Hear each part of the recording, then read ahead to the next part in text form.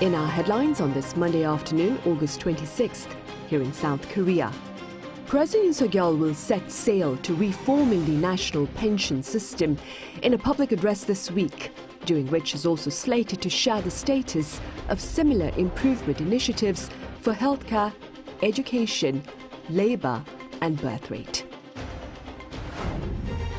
Korea's Chuseok is 3 weeks away, and as part of efforts to ease the burden of holiday-related expenses, 170,000 tons of the 20 most sought-after Chuseok food products, including apples, will be supplied to markets, while 40 trillion won is set aside for financial support to small businesses.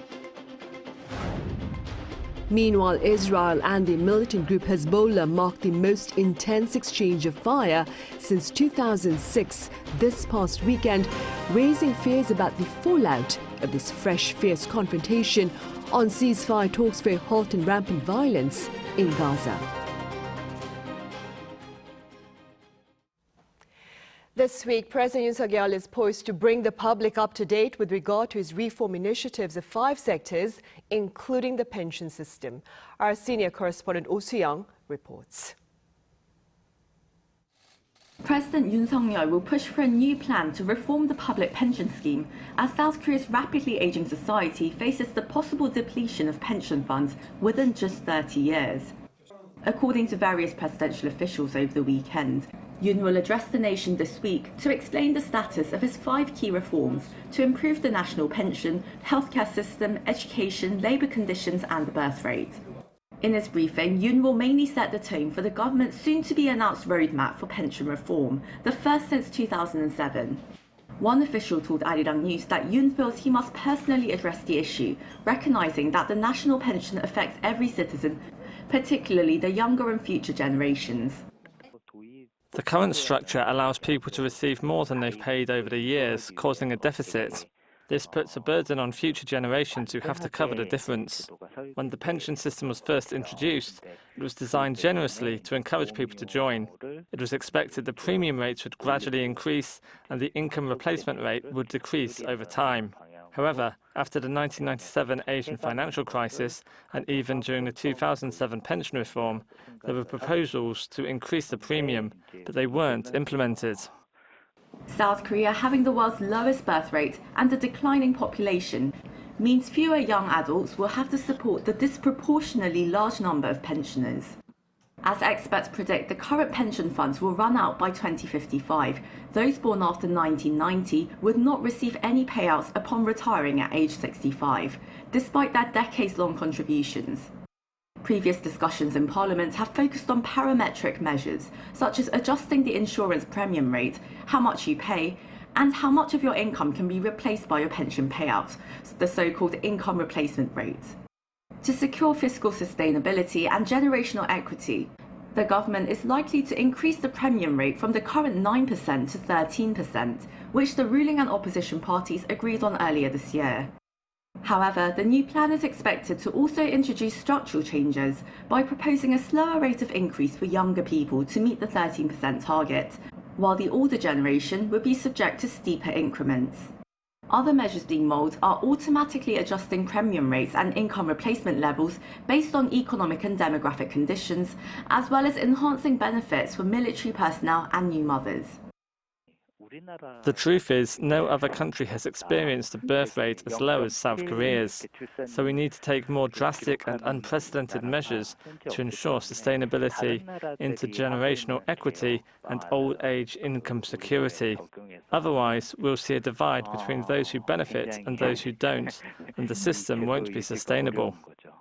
Once the government proposal is submitted to the National Assembly, partisan discussions and social discourse are expected to follow as reform measures require changes to the National Pension Act. Oh Soo-young, Arirang News. Government officials and ruling party lawmakers sat down on Sunday to hammer out a list of measures aimed at easing the burden of holiday-related expenses ahead of this year's Chuseok celebration. Our correspondent Shin Ha-young has details. As part of efforts to support people's livelihoods ahead of the Korean Thanksgiving holiday, Chuseok, 3 weeks from now, South Korea will supply a record amount of Chuseok-related goods as well as other incentives. This plan was discussed during a meeting of senior officials from the government, the presidential office, and the ruling People Power Party on Sunday.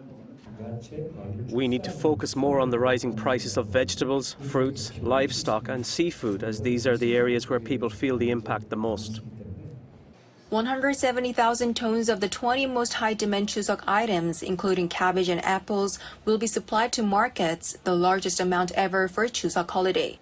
The government and the PPP also agreed to waive highway tolls and offer discounts of up to 40% for KTX and SRT train tickets for travelers from the provinces to the capital area during the Chuseok holiday. South Korea plans to provide 40 trillion Korean won, which is around $30 billion in financial support to small and medium-sized companies as well as small business owners to ease financial pressure, including lowering interest rates for loans. The government has also decided to purchase 50,000 tons of surplus rice from last year from farmers. Additional measures to stabilize falling rice prices will be announced before the middle of September. The PPP also made a request to the government to review designating this year's Armed Forces Day, which is October 1st, as a temporary holiday to honor active military personnel. The government will review factors including stirring up military morale, boosting consumer spending, and the impact on businesses before making a decision. 신하영, Arirang News. Korea's inflation is set to slow to the lower 2% range in September. Now, this is according to the Bank of Korea on this Monday. Agricultural prices are expected to ease amid relatively favorable weather conditions. By sector, core products will see prices retreating to the upper 1% range, while core services, with the exception of housing, are expected to hover at the mid 2% range. The number of people aged 60 and older in employment has hit a fresh high here in Korea. This is according to the Ministry of SMEs and Startups on Monday. Almost 6.4 million people in this age group were in employment on average monthly between January and July this year, accounting for over 22% of the total workforce. Now, this size is over 4 times the ratio seen 40 years ago. The number of startups founded by people in this age group between January and May this year also accounted for nearly 14% of the total, posting a new record. A new consumption trend is gaining traction among young adults here in Korea amid the rising costs of living and greater awareness of mindful spending. My colleague An Sung-jin files this report. Vintage clothes shopping is like searching for a hidden gem.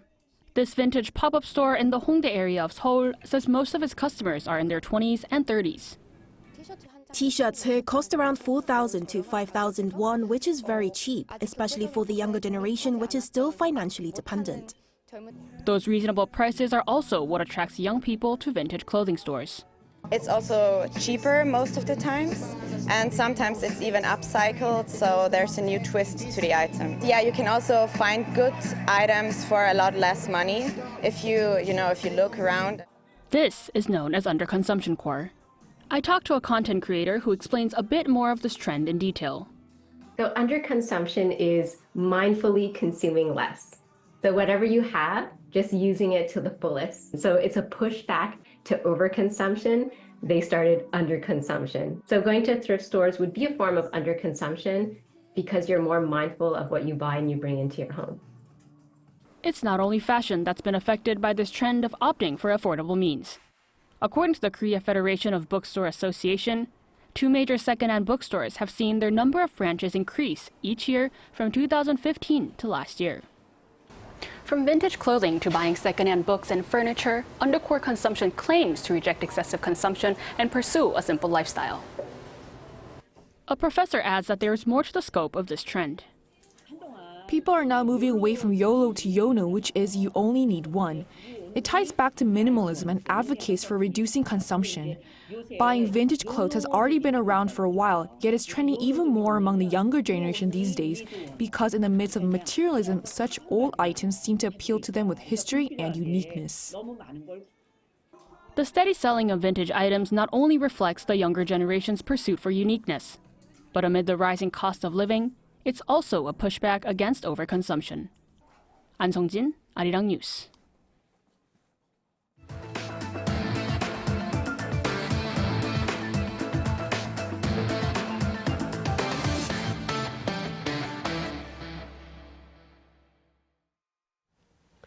North Korea's Kim Jong-un supervised a test show of suicide drones this past weekend. According to the regime's media on this Monday, the drones seek to destroy pre-set enemy targets on the ground and in the sea. 2 drones were revealed in pictures similar to those used in Russia. Kim reportedly underscored the need to develop different types of drones using AI and to further bolster combat capabilities for war operations. Meanwhile, a fierce exchange of fire between Israel and the militant group Hezbollah took place this past weekend, raising concerns that the latest confrontation could stifle a ceasefire deal to halt the fighting between Israel and Hamas. Our Moon Hye-ryan has the latest. Israel and Lebanese militant group Hezbollah exchanged their most intense fire in months, but pulled back despite fears from the international community of escalation into a wider war. On Sunday morning, air raid sirens rang through northern Israel as Hezbollah launched hundreds of rockets and drones in retaliation for Israel's killing of a top militant commander last month. Israel said it carried out a wave of preemptive strikes with 100 fighter jets to thwart the attacks, with Prime Minister Benjamin Netanyahu claiming that all of Hezbollah's drones were intercepted as a result.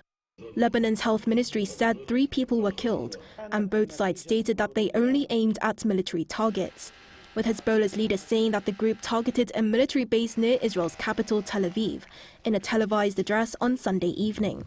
Netanyahu warns that this is not the end of the story, while Hezbollah asserted that this was only phase 1 of its attack on Israel, but confirmed attacks were over at this current stage. This follows high-level talks in Egypt on a Gaza hostage and ceasefire deal, which included representatives from Hamas and Israel. Ceasefire talks are set to continue in the coming days, with United Nations Secretary-General Antonio Guterres calling for a cessation of hostilities. But a Hamas delegation has reportedly left Cairo after talks did not reach a resolution on Sunday. The US views the deal as being crucial to de-escalating tensions between Hezbollah and Israel, as the Lebanese militant group has said that it will only stop the hostilities once fighting in Gaza ends. US President Joe Biden was reported to be closely monitoring the situation as it unfolded on Sunday, while US Secretary of Defense Lloyd Austin ordered 2 aircraft carrier strike groups to remain in the region and reaffirmed US commitment to defending Israel. The United States was not involved in the strikes directly, but helped track incoming Hezbollah attacks. Hamas congratulated Hezbollah for its major response, while Yemen's Iran-aligned Houthi forces hailed it a courageous attack. Meanwhile, Gaza's health ministry has reported that 71 Palestinians were killed in Israeli operations just preceding the Sunday attacks. It also said that the death toll since the October 7th attacks has reached 40,405, with more than 93,000 Palestinians injured. Moon Hye-ryan, Arirang News. Elsewhere, an intense trade of fire continues between Ukrainian and Russian soldiers in both territories as Kyiv's incursion into Russia's Kursk region looks to enter its 4th week. Our Lee Seung-jae covers this conflict. On August 6th, Ukraine surprised the Kremlin with an incursion and attacks inside Russian territory. It's been nearly 3 weeks since the Ukrainian forces began operations in the Kursk region, and Kyiv says it's now using a new high-tech drones capable of precision strikes against its enemies. In response to the Ukrainian drone strikes in the southwestern border city of Belgorod, Russian authorities issued a state of emergency in the Voronezh region. Russian officials say 5 Russian civilians were killed and 12 others injured by the airstrikes. However, the Russian Defense Ministry says its military has things under control and claims it has repelled Ukrainian offensives. Russian defense officials say nearly 40 Ukrainian drones and 8 U.S.-made HIMARS missiles were shot down by its air defense system over a 24-hour period from Saturday into Sunday, adding that the Ukrainian military had suffered significant losses. Moscow's defense ministry claims that some 1,900 Ukrainian soldiers were killed in the same 24-hour period inside Russian territory. It also added that it has sent more artillery and missiles to the region in order to repel Ukrainian forces. Meanwhile, Russian forces inside Ukraine continue its offensives on the Eastern Front, with Ukrainians in the Donetsk being evacuated. Ukrainian officials said the Russian airstrikes on a hotel in the region killed a British national and injured 2 journalists, all reportedly working for Reuters. Lee Seung-jae, Arirang News. BTS member Suga issued yet another apology this past Sunday following his 3-hour police interrogation back on Friday for driving an electric scooter while under the influence of alcohol earlier this month. In a handwritten note posted on Weverse, Suga apologized to fans for his actions. He also apologized for causing confusion with his first earlier apology that referred to his mode of transport as an electric kickboard instead of an electric scooter, which falls under tougher traffic regulations. According to authorities, a drunk Suga fell while riding an electric scooter on August 6th. On a light note now, Seoul is seeking to offer its visitors and residents alike the chance to indulge in the capital city's sights from the sky. Our culture correspondent Song Yoo-jin explains. It's a typical weekday afternoon in central Seoul. The sun is still high in the sky, but a giant moon begins to rise, slowly making its way above the tall trees and skyscrapers. This isn't just any moon. It's Seoul's first helium balloon ride, SEOULDAL. The name SEOULDAL combines Seoul with Dal, the Korean word for moon. While it may resemble a traditional hot air balloon from the outside, it's different on the inside. The biggest difference compared to a hot air balloon is that a hot air balloon rises by heating air with fire, which causes a hot air to lift the balloon. But in the case of a gas balloon like this, it uses helium, a gas lighter than air, to float. SEOULDAL doesn't use fire, making it safer since helium is a non-flammable gas. From Friday, this attraction is open to the public following a 6-week trial run. I had the opportunity to take a ride myself. So this is a SEOULDAL, or the Moon of Seoul gas balloon. Follow me for a ride. The way up is both thrilling and a bit nerve-wracking. But the real highlight comes when you reach the top. So after 3 or 4 minutes going up, we're now up 130 meters from the ground. Take a look at the view. The 15-minute journey offers a stunning new perspective of Seoul. It's amazing because you get to see the city skyline, parks, the Hangang River, and nature all at once. It really adds to the experience, and I think it's going to become a great tourist attraction. It gives you a much farther view than I expected, which was really different. I'd love to come back here with my parents sometime. Seoul is rising to the challenge, taking on major tourist cities such as Budapest and Paris that offer visitors a similar experience. With innovative attractions like SEOULDAL, the city's ambitious goal of attracting 30 million visitors annually by 2026 doesn't seem far.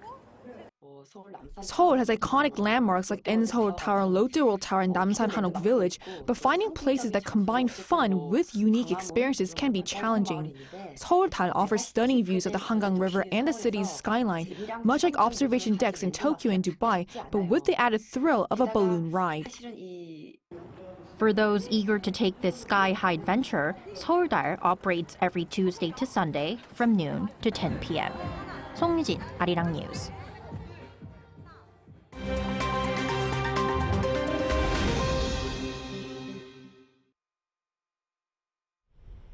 Let's move on to the world now. Solingen, Germany saw protests on Sunday, local time, from a far-right organization for the political party Alternative for Germany. This follows the arrest of a 26-year-old Syrian man named as Issa al-H, who is accused of a stabbing attack on Friday, which left 3 people dead and 8 injured. The stabbing took place during a festival marking the city's 650th anniversary named the Festival of Diversity. The Islamic State militant group has claimed responsibility for the stabbing attack, saying the act was to avenge Muslims in Palestine and everywhere. Issa handed himself into police in the city of Solingen on Saturday night local time. The far-right protest was met with counter-protests against fascism. In Santa Cruz, Bolivia, volunteer firefighters are fighting the wild bushfires which are threatening the livelihoods of indigenous communities and livestock in the area of Santa Ana. The Chiquitano forest in Bolivia is currently under threat, and locals are doing what they can to save the wildlife while they wait for the authorities to step in. Chief of the Central Paconeca indigenous community, Maria Suarez, has expressed her sadness to see animals dying because they have nowhere to eat due to the destruction by the fires. The locals currently have no water to fight off the fires, Suarez continued. Messaging app Telegram stated on Sunday that its founder, Pavel Durov, has nothing to hide following his arrest at the weekend. Telegram dismissed claims that the platform owners should be held responsible for misuse. Durov was arrested at Paris's Le Bourget airport on Saturday local time on charges related to the app's failure to crack down on illegal activity online. Responding to Durov's detention in France, the company emphasized that Telegram complies with EU laws, including the Digital Services Act, and that its moderation is continuously improving. The statement also noted that Durov travels frequently in Europe and expressed hope for a quick resolution. The 2024 Paralympic Games torch arrived in France from the UK through the Channel Tunnel on Sunday. The relay started the day before in Stoke Mandeville, England, the birthplace of the Paralympic movement, which was envisioned by neurologist Ludwig Guttmann in 1948.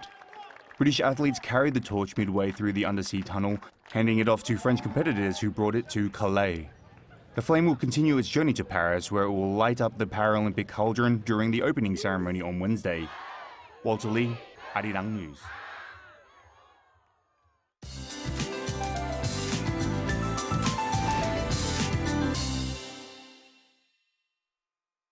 Good afternoon.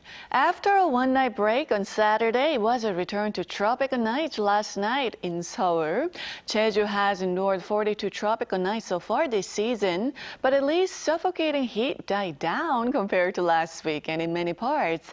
But we will have to wait until the Chuseok holiday mid-September to feel that autumn breeze. Now keep an umbrella handy again. There is a chance of passing rain with 5 to 40 millimeters in the forecast across much of Korea, along with thunderstorms. And this afternoon, Seoul gets up to 31 degrees. Gyeongju will be topping out at 34 degrees Celsius. But humidity will make feels like temperatures a couple of degrees higher.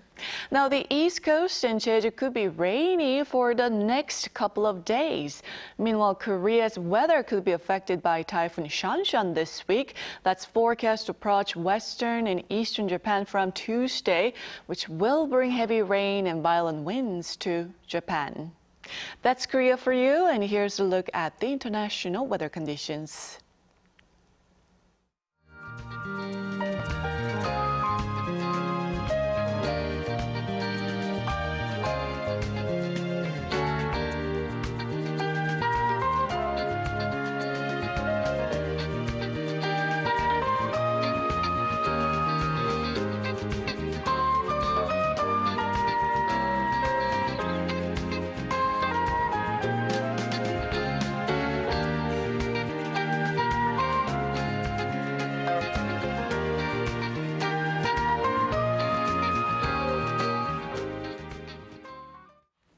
Right, and those are the headlines at this hour here in South Korea. Coming up right after this break is our daily panel session, and today we touch upon the latest Korean screen productions making headlines at international film festivals and more. Do stay with us.